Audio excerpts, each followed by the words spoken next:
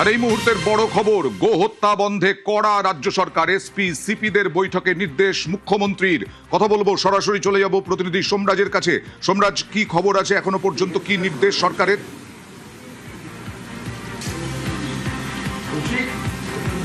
দেখো, মুখ্যমন্ত্রী শুভেন্দু অধিকারী দুপুর 2টা থেকে একটি ভার্চুয়াল বৈঠক করেন বিভিন্ন জেলার পুলিশ সুপার ও পুলিশ কমিশনারদের সঙ্গে।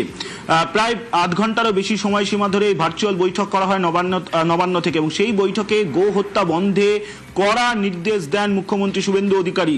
যে নির্দেশ দেওয়া হয়েছে এসপি সিপিদের, সেখানে বলা হয়েছে রাজ্য স্বরাষ্ট্র দপ্তরের তরফে গো হত্যা বন্ধে যে নির্দেশিকা জারি করা হয়েছে সেই নির্দেশিকা অবিলম্বে কার্যকর করতে হবে। শুধু তাই নয়, সার্টিফাইড জায়গা ছাড়া অন্য কোথাও যাতে গো হত্যা না হয় সেটাও নিশ্চিত করতে হবে।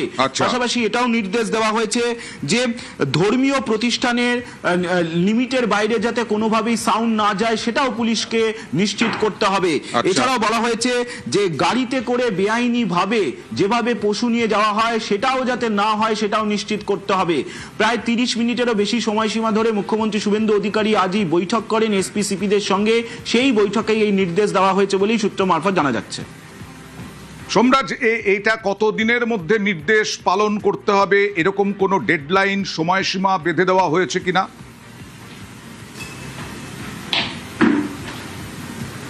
দেখো, যেহেতু গতকালই রাজ্যের স্বরাষ্ট্র দপ্তরের তরফে গোহত্যা বন্ধে একটি বিজ্ঞপ্তি জারি করা হয়েছে, এবং যে বিজ্ঞপ্তি জনসাধারণের উদ্দেশ্যে জারি করা হয়েছে, এবং সেখানেই আজকে মুখ্যমন্ত্রী শুভেন্দু অধিকারী স্পষ্ট করে দিয়েছেন যে দ্রুত এই নির্দেশ কার্যকর করতে হবে।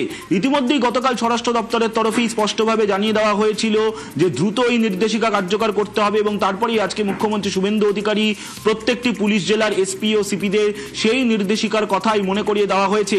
এবং এটাও বলা হয়েছে যদি এই নির্দেশিকা না মানা হয় তাহলে পরবর্তীতে রাজ্যই পদক্ষেপ করবে। অর্থাৎ এসপি সিপিদের কড়া বার্তা আজ মুখ্যমন্ত্রী শুভেন্দু অধিকারী দিয়েছেন, তেমনটাই সূত্র মারফত জানা যাচ্ছে। বেশ, শংসাপত্র দিলেও প্রকাশ্যে গোহত্যা নয়, নির্দেশিকা অমান্য করলে 6 মাসের জেল অথবা 1000 টাকা জরিমানা।